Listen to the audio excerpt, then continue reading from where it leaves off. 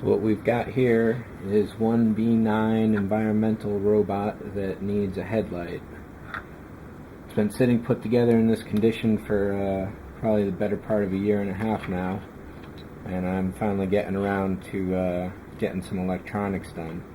What I can't show you is that inside here I've set up 6 LEDs. I've heard that sanding down the sides will get a better distribution on the light so it doesn't pinpoint so much, but it wasn't quite the case in this case. But all 6 of them are heat shrinked, wired up together, coming off this main 2 wires here, and to get some stability and placement I've just put a whole bunch of putty in there that's still a little wet, but I'm moving ahead anyway. So I've hooked up this pressure switch, which will only pass the electricity for as long as it's depressed. So we should be able to get some conversation going with them. And what I was about to do is get some soldering done on these contact points. What I could really use is an extra pair of grip fingers.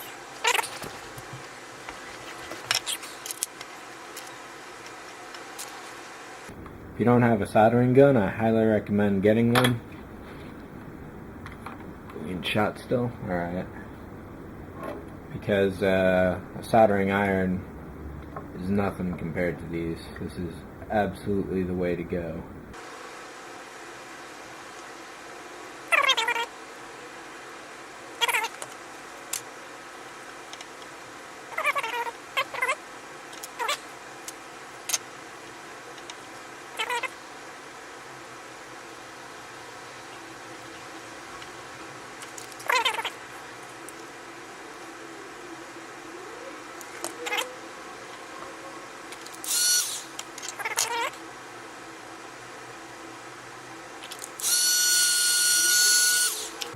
Heat gun, you don't want to let it go too long. You don't want to burn the plastic. You just want to heat it up and the shrink will shrink itself. So let's hook this up for a test. Into the wall I have a standard wall wart plugged in. It happens to be a 12 volt at 400 milliamps. This one's 500 milliamps. And got the alligator clips to it. This one's positive. And this one's negative.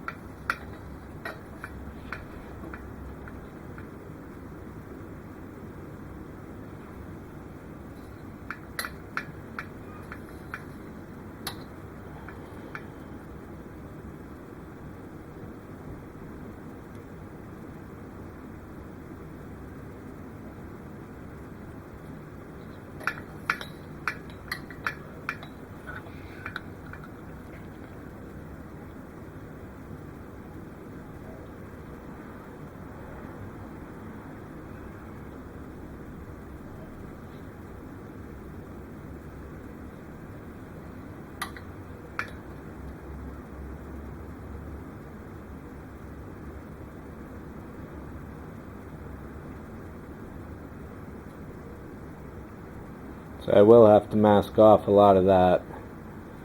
That shouldn't be too difficult. But at the same time, that you have to turn the lights off to get this as bright as it is kind of disappointing. But maybe with a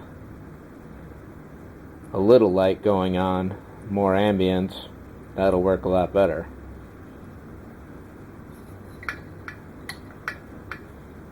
Here it is with 100 watts, not too visible on the video, but it's pretty good in person.